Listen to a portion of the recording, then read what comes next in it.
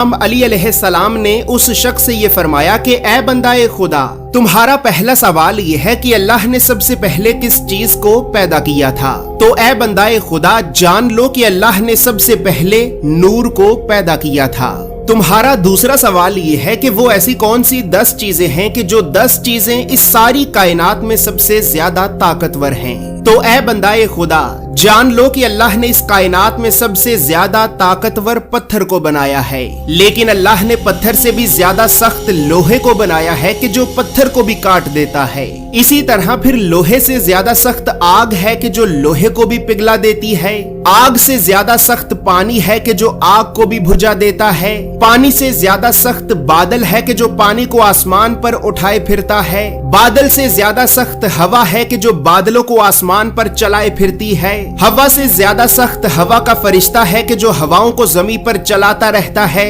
ہواؤں کے فرشتے سے زیادہ سخت ملک الموت ہے کہ جو ہوا کے فرشتے کو بھی موت دے گا، ملک الموت سے زیادہ سخت خود موت ہے کہ جو ملک الموت کو بھی موت دے گی، اور پھر موت سے بھی زیادہ سخت اللہ کا حکم کن ہے کہ جب اللہ کسی کام کے کرنے کا حکم جاری کرتا ہے تو پھر اس کام کو ہونے سے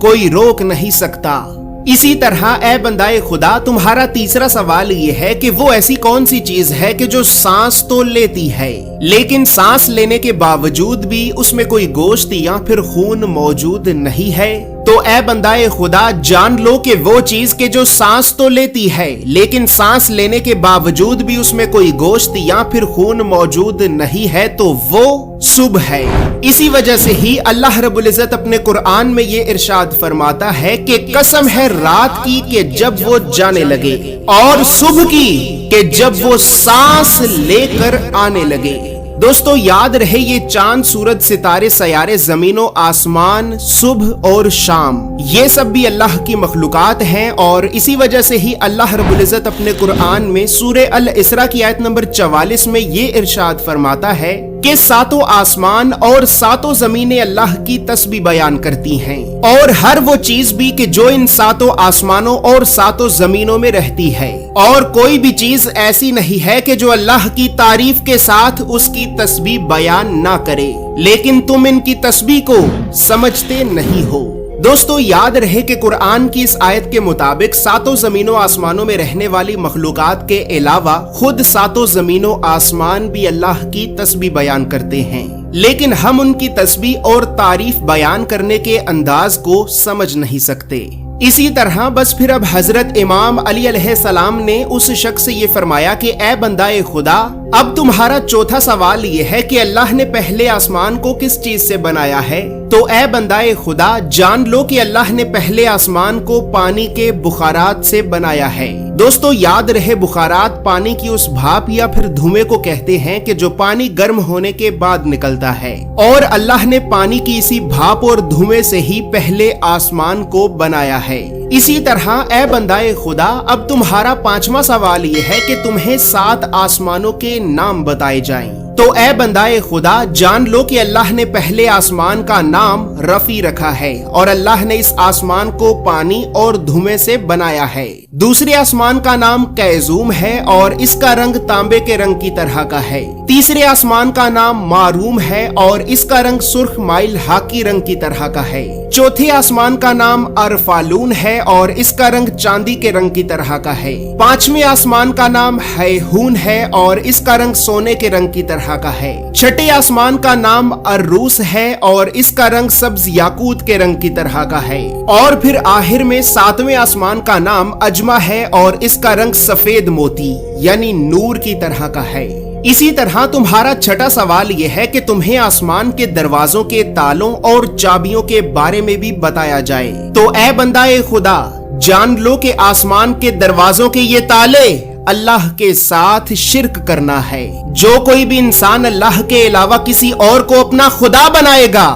تو یقیناً اس کے لیے آسمان کے دروازوں کے یہ تالے کبھی بھی نہیں کھلیں گے۔ اور پھر اب ساتھ ہی یہ بات بھی جان لو کہ ان دروازوں کے تالوں کی چابیاں سچے دل سے موت کے وقت بھی لا الہ الا اللہ محمد رسول اللہ کی گواہی دینا ہے۔ दोस्तों अब यहाँ पर ये बात याद रहे कि बुखारी और मुस्लिम की अहदीस के मुताबिक अल्लाह ने एक आसमान से दूसरे आसमान में जाने के लिए मुख्तलिफ दरवाजों को बना रखा है और अल्लाह के बहुत से नबी और पैगंबर इन्हीं दरवाजों से ही गुजर कर मुख्तलिफ आसमानों पर भी याद रहे कि अल्लाह रब्बुल इज्जत ने अपने कुरान में सूरे अज़्ज़ारियात की आयत नंबर 7 में ये कसम खाई है कि कसम है रास्तों वाले आसमान की। यानी कुरान की इस आयत के मुताबिक अल्लाह ने आसमान में रस्तों को भी बना रखा है और यकीनन अल्लाह के नबी और पैगंबर भी इन्हीं रस्तों से ही गुजर कर मुख्तलिफ आसमानों पर जा चुके हैं। तो इसी तरह बस फिर अब हजरत इमाम अली अलैहिस्सलाम ने उस शख्स से ये फरमाया कि ए बंदाए खुदा,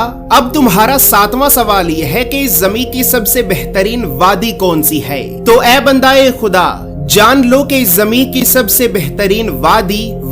सरंदीप है, क्योंकि अल्लाह ने आदम अलैहिस्सलाम को जन्नत से निकाल कर ज़मीन की इसी वादी में ही उतारा था। दोस्तों याद रहे कि ये वादी यानी वादी सरंदीप मौजूदा दौर में श्रीलंका में मौजूद है। इसी तरह ए बंदाए खुदा, अब आखिर में तुम्हारा 8वां सवाल ये है कि इस ज़मीन की सबसे भयानक और बदतरीन वादी कौन सी। बस फिर अब आखिर में हजरत इमाम अली अलैहिस्सलाम ने उस शख्स से ये फरमाया कि ए बंदाए खुदा, अब आखिर में तुम्हारा 8वां सवाल ये है कि इस ज़मीन की सबसे भयानक और बदतरीन वादी कौन सी है। तो ए बंदाए खुदा, फिर अब जान लो कि इस ज़मीन की सबसे भयानक और बदतरीन वादी यमन में मौजूद वादी बरहूत है, क्योंकि ये वादी दोज़ख की वादियों में से एक वादी है कि जहां पर मरने के बाद काफिर और गुनाहगार लोगों की रूहों को सजा के तौर पर अजाब दिया जाता है। इस वादी में रूहें रो रो कर अल्लाह से माफी की ये फरियाद करती हैं कि ऐ हमारे परवरदिगार, यकीनन हमने दुनिया की रंगीनियों में खोकर तेरे हर हुक्म का इनकार किया और तेरी ज़मीन में हर तरफ गुनाहों को आम किया। बस ऐ हमारे परवरदिगार, तू एक मर्तबा हमें दोबारा वापस ज़मीन पे तो भेज। हम सारी जिंदगी सिर्फ तेरे ही हुक्म का इकरार करेंगे और सिर्फ तेरे ही बताए हुए रास्ते पे चलेंगे। लेकिन अफसोस कि इन रूहों के रो रो कर माफी मांगने के बावजूद भी अल्लाह इन्हें माफ नहीं करेगा।